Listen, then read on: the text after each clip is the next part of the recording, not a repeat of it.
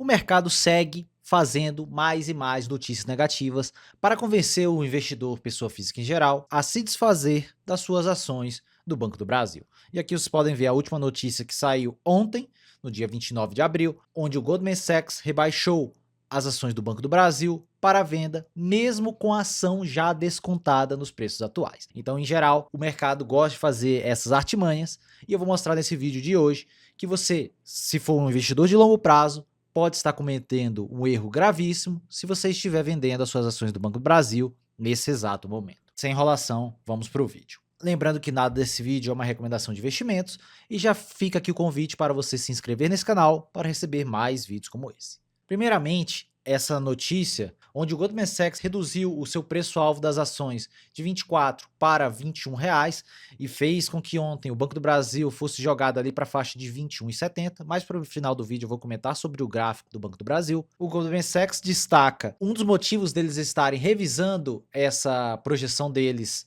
de precificação da ação do Banco do Brasil é por conta da forte alta nos custos dos fertilizantes, em função do conflito do Oriente Médio. Eu já comentei sobre isso em outros vídeos, que além do aumento do petróleo atualmente, vários insumos agrícolas, como a ureia, tiveram aumento bem considerável de preço, por conta que eles são importados ali daquela região.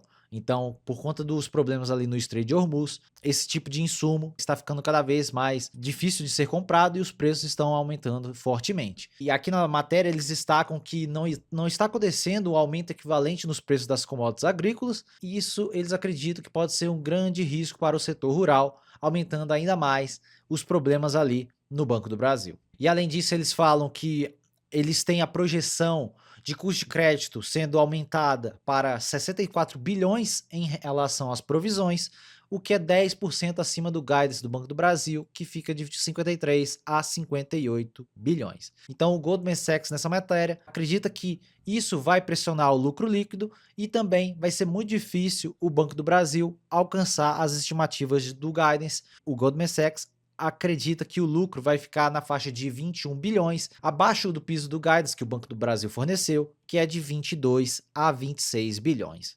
Então, em geral, o mercado gosta de fazer essas matérias, principalmente para acabar de amassar o papel. As ações do Banco do Brasil já foram amassadas diversas vezes e já existem alguns sinais de melhora no balanço do banco, mas mesmo assim, o mercado gosta de colher oportunidades e também, às vezes, levar alguns investidores, pessoa física, ao erro. Então, se você acredita e se leva fielmente a esse tipo de matéria e não tem visão de longo prazo, provavelmente você vai vender suas ações do Banco do Brasil e vai ficar por isso mesmo. Mas se você é um investidor de longo prazo, eu vou mostrar nesse vídeo que não faz sentido você vender as ações do Banco do Brasil nesse momento, porque pode ser uma excelente janela de oportunidade para quem tem uma visão de 5 a 10 anos em relação à ação do Banco do Brasil. E aqui vocês podem ver tudo isso que eu falei em relação ao custo de crédito, que o banco estima de 53 a 58 bilhões em provisões e o lucro líquido na faixa de 22 a 26 bilhões de lucro líquido ajustado. O que eu já venho comentando que pode acontecer do Banco do Brasil não entregar o piso do guidance. O mercado já precificou esse problema, mas como eu estou mostrando em relação à matéria, o mercado gosta de amassar ainda mais as cotações do banco para abrir mais oportunidades para quem tem visão de longo prazo. E esse slide eu já destaquei nos últimos vídeos em relação às despesas com provisões por conta dos devedores duvidosos. E esse problema já aconteceu no passado, obviamente numa magnitude bem menor, onde vocês podem perceber que de 2015 a 2016 houve um grande aumento nas despesas com provisões e o mesmo está acontecendo nos últimos anos, com um aumento bem forte em relação a essas provisões com devedores duvidosos. E o porquê o mercado está criando essas narrativas e criando esse pessimismo agora? Porque realmente o balanço do banco pode ter uma leve piorada, principalmente na faixa do segundo a terceiro tri, que são a maior parte dos vencimentos da carteira de crédito do produtor rural, onde vocês podem ver que 59% desses vencimentos estão nesse período. Então o balanço do segundo e terceiro tri podem sofrer por conta dessa maior quantidade de vencimentos e a maior inadimplência desses mesmos vencimentos. Mas o que vem acontecendo atualmente? Recentemente, esse dado aqui do Banco Central, onde pega todas as carteiras de crédito rural, não somente do Banco do Brasil, mas todas as carteiras de crédito em relação ao produtor rural do Sistema Financeiro Nacional. E aqui vocês podem ver a inadimplência da carteira de crédito rural com atraso de 15 a 90 dias. Aquele período de 2016 a 2017, onde teve um forte aumento de inadimplência dessas carteiras, e o mesmo vem acontecendo agora. Mas o que eu já venho até destacado há alguns vídeos atrás, desde o final do ano passado, já começou a acontecer um certo resfriamento dessa inadimplência. Obviamente que pode ser algo sazonal em relação também a esse fluxo de vencimentos, mas aparentemente já podemos ter sinais de melhora em relação a essa inadimplência. Temos que esperar pelo menos esse segundo trimestre fechar e esses dados do Banco Central também mostrarem isso para realmente confirmarmos que já passamos pelo pior momento dessa inadimplência. Não tem como confirmar nada ainda, mas já existem sinais. Se você está se desfazendo agora das suas ações do Banco do Brasil e acontecer a redução da inadimplência, ou ela agir de forma parecida, como aconteceu entre 2017 e 2020, então você pode estar desfazendo logo que o pior momento já passou. Então você vai deixar de colher frutos da melhora do balanço, da retomada da lucratividade do banco, depois de toda essa inadimplência. E aqui você consegue também ver isso em relação à inadimplência da carteira de crédito rural total das pessoas físicas, que novamente vocês podem ver o período ali que eu destaquei de 2015 a 2017, onde teve um forte aumento de inadimplência, ela saiu da faixa de 1% para quase 3,5%, e em 2023 ela saiu da faixa de 1% para agora mais de 7,5%. Então, obviamente, a situação é bem pior no momento atual, mas já podemos ver que existe algum sinal de melhora. Mas ainda precisamos ter atualizações desses dados para confirmarmos que o pior já passou. Mas, na minha visão, podemos estar bem próximos dessa inflexão do problema. O problema saindo de um problema gigantesco para uma melhora e uma melhora da lucratividade do banco. E esse gráfico aqui em relação ao retorno total de quem investiu exatamente no pior momento do Banco do Brasil, que foi ali em início de 2016, que bate basicamente com aquele aumento forte da inadimplência do produtor rural, que aconteceu também nesse período. Quem investiu, mesmo com esses problemas de inadimplência, mesmo com o mercado muito pessimista, e segurou até hoje, reinvestindo os dividendos, teve um retorno de mais de 570% nessa janela de um pouco mais de 10 anos. Isso nos dá mais de 20% de retorno anual médio desde lá do início de 2016. Mesmo com problemas, o mercado começa a enxergar melhoras no balanço e já precifica isso antes do balanço estar bom. Então, muitas vezes você está vendendo agora suas ações do Banco do Brasil, mas elas vão continuar subindo. Tudo bem, está caindo atualmente, mas e se continuar subindo? Porque o mercado está enxergando melhora ali nas provisões, diminuição da inadimplência da pessoa jurídica, depois da pessoa física, depois da parte rural. E aí, quando tudo estiver perfeito, o Banco do Brasil voltou ali para casa de 1,5, 2 de PVP. E grande parte da oportunidade já passou. Obviamente, existe bastante risco aqui na situação que estamos atualmente, porque pode demorar mais para melhorar do que esperamos. Mas lembre-se daquele velho ditado: quanto mais risco, mais potencial de retorno. Se você está disposto a correr esse risco, provavelmente, se tudo der certo, você vai colher também um excelente retorno. Historicamente, o banco passou dessas crises e retomou a sua lucratividade. E o mesmo pode estar perto de acontecer, não tem como saber, lembrem-se que isso é renda variável, mas o mesmo pode acontecer nos próximos anos, e quem ficou firme na sua posição de Banco do Brasil pode colher resultados bastante satisfatórios, tendo uma visão de pelo menos 5 a 10 anos. E o porquê o agro é importante? Eu gosto sempre de mencionar esse gráfico em relação aos preços das commodities agrícolas, em questão aqui, principalmente a soja, que é esse gráfico aqui em verde, em comparação ao lucro operacional do Banco do Brasil, que está em amarelo e também dolarizado. E aqui vocês podem ver a forte correlação que existe entre as commodities agrícolas e a lucratividade do Banco do Brasil. Quando as commodities agrícolas estão em alta, a lucratividade sobe fortemente por conta da melhora da lucratividade da parte de crédito do banco, maior margem desses produtores e mais captação de crédito desses mesmos produtores. E quando as commodities agrícolas caem de preço, normalmente o balanço do Banco do Brasil sofre por conta de margens menores desses produtores, inadimplência dos mesmos e diminuição de captação de crédito nesse mesmo cenário. E o mesmo aconteceu recentemente. Houve a queda das commodities agrícolas, em específico a soja, e depois tivemos a queda aqui no balanço do banco logo em seguida. Então, teoricamente, você poderia estar comprando aqui no fundo dos preços da soja e se desfazendo das suas ações do Banco do Brasil. E aquela história, tudo bem, estamos no fundo do poço no preço da soja, pode piorar? Pode. Mas quanto isso pode piorar? Existe menos possibilidade de piorar na situação que estamos do que melhorar. Então, muitas vezes você está vendendo como se você estivesse aqui em 2016 a 2019. E aí, do nada, as commodities agrícolas sobem e explodem de preço e a lucratividade do Banco do Brasil vai junto com elas, e com isso você fica ali somente vendo que você se desfez de uma posição que tinha potencial, mas estava problemática, e depois todos esses problemas foram resolvidos. E esse gráfico aqui é bastante interessante, mostrando o conglomerado financeiro, as empresas que o Banco do Brasil é dono, em geral, em alguns períodos, principalmente de piora do balanço do Banco do Brasil, conseguem contribuir bastante para o resultado do banco, por conta desse fator menos cíclico que essas mesmas empresas têm. Aqui vocês podem ver que em alguns períodos, principalmente de queda da lucratividade do banco, onde foram os períodos ali de alta de inadimplência, essa contribuição do conglomerado financeiro chegou a mais de 52%.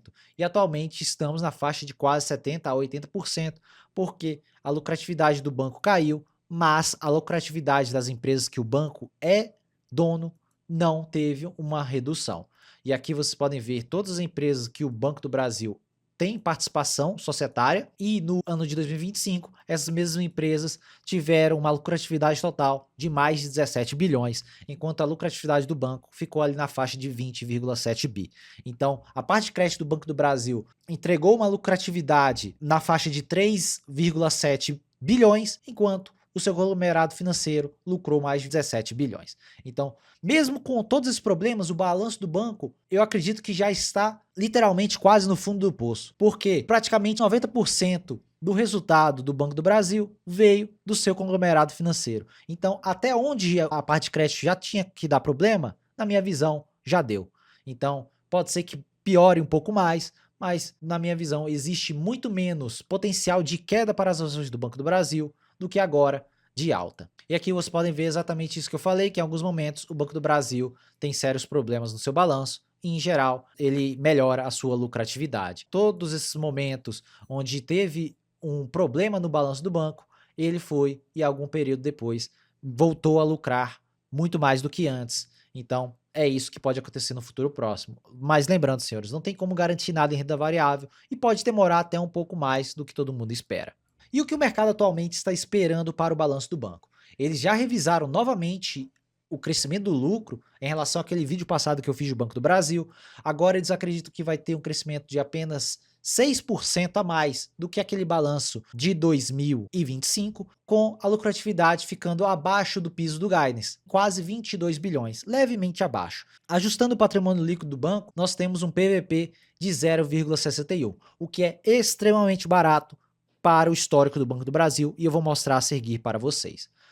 Considerando ainda o payout de 30% do lucro líquido, nós temos um dividendo por ação de 1,16, um dividend yield de 5,21 com o PL projetado de 5,76. Parece caro, mas se você não olhar para o médio a longo prazo, porque eu já destaco várias vezes nesse canal, vários agentes de mercado e analistas olham apenas a janela de 1 a 2 anos. Então, se você está olhando a janela de 1 a 2 anos, o Banco do Brasil realmente está muito ruim. Parece caro, mas se ele melhorar a sua lucratividade, você vai estar ali com o banco em carteira que vai parecer extremamente de graça daqui 3, 4 anos. Agora não parece isso, mas daqui 3, 4 anos pode parecer. E quando olhamos para 2027, o mercado espera 32% de crescimento, uma melhora bem acentuada na lucratividade do banco, na faixa de 29 bilhões. Eles também revisaram isso aqui para baixo, levemente. E com isso, o PVP, quando ajustamos o patrimônio líquido, ficaria na faixa de 0,56, uma raridade para as ações do Banco do Brasil. Eu considerei um payout de 35% pela melhora do lucro, então teríamos 1,78 por ação em dividendos e o dividend yield de 8%, com um PL de 4 vezes. E é o que já destaco em vários vídeos. Quando você olha numa janela um pouco maior da possibilidade de melhora, o banco já parece barato.